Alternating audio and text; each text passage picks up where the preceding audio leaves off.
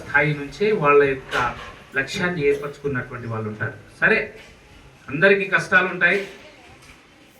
నిజంగా గ్రామీణ ప్రాంతం నుంచే ఎదిగిన వాళ్ళు చాలా మంది శాస్త్రవేత్తలు ఉంటారు. మంచి మంచి విజ్ఞానవంతులు, గొప్ప గొప్ప ప్రపంచానికి వెలుగును చూపిన విజ్ఞానవంతులందరూ కూడా వచ్చింది గ్రామీణ ప్రాంతం నుంచే, మనలాంటి పాఠశాల నుంచి వచ్చినటువంటి వాళ్ళే. కాబట్టి ముందు మీరు ఎలాగైనా చదవండి, కానీ ఒక లక్ష్యంతో చదవాలి. మీరందరూ పాఠశాలకు వస్తున్నారు కదా, వచ్చిన వెంటనే మొదటగా ఫస్ట్ పీరియడ్, సెకండ్ పీరియడ్ అని జరుగుతుంది కదా, అవునా? అట్లా కాకుండా ఎవరంటే వాళ్ళు వస్తున్నారా క్లాస్కి? వస్తారా? ఒక సిస్టమేటిక్ అనేది ఉంది. మరి పాఠశాలలో జరిగే ఒక రోజుకే సిస్టమేటిక్ ఉంటే మీ లైఫ్కి సిస్టమేటిక్ అవసరమా లేదా? Is it required or not? Say loudly. yes, it is required.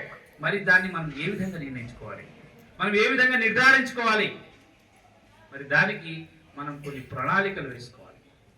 Sir, మరి ప్రణాళికలు వేసుకున్నటువంటి వాళ్ళందరూ వాళ్ళ లక్ష్యాన్ని చేరుకుంటారా అంటే చేరుకోవచ్చు, చేరుకోకపోవచ్చు.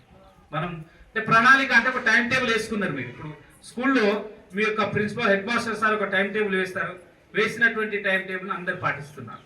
ఒకవేళ పాటించకపోతే పాఠశాల అనేది గందరగోళం అవుతుంది. సరిగ్గా. కాబట్టి అట్లానే మీరు కూడా మీ జీవితానికి సంబంధించినటువంటి ఒక ప్రణాళిక వేసుకోవాలి. అవి 3 సంవత్సరాల ప్రణాళిక, 4 సంవత్సరాల ప్రణాళిక, ఈ విధంగా చిన్న చిన్న ప్రణాళికలు వేసుకుంటూ ముందుకు ఎదగాలి. మీరు అనుకుంటారు, సార్ మరి మేము ఇంత పెద్ద ఆలోచనలతో మేము ఒక చిన్న టేబుల్ వేసుకొని ఆ పని చేయడం కాదు. రోజు ఏదో కొంత పని చేయాలి. మీరు చూస్తారు చేళ్లలో, ఇక్కడ చేళ్లలో అందరికి చేళ్ళు ఉన్నాయా? చేయతండి. చేయెత్తమంటే చేయతండి. చేళ్ళు ఉన్నవాళ్ళు చేయతండి. చేళ్ళలో పనిచేస్తారా మీ పేరెంట్స్? చూడండి, మీ అమ్మ నాన్ననే మీకు ఆదర్శం. వాళ్ళు ఒక పని చేయాలని అనుకుంటారు, పొద్దున్నే లేచి early morning they went to field. వాళ్ళు వెళ్ళి అక్కడ పనిచేస్తారు కదా. సరే, రేపు చేద్దాంలే, ఇప్పుడు ఉదయం చేసేటటువంటి పని మధ్యాహ్నం చేద్దాంలే అంటే అవుతుందా? పంటలు, వాళ్ళకు కావలసినటువంటి పంటకు, ఆ పంటకు ఎప్పుడు మందు కొట్టాలి, తర్వాత ఆ పంటను ఎప్పుడు తీయాలి, అవన్నీ కూడా ఒక ప్రణాళికబద్ధంగా జరుగుతాయా లేదా? మరి వాళ్ళలో ఒక గట్టి పట్టుదల ఉంటుంది. మీ పేరెంట్స్లో పట్టుదల ఉంటుందా లేదమ్మా?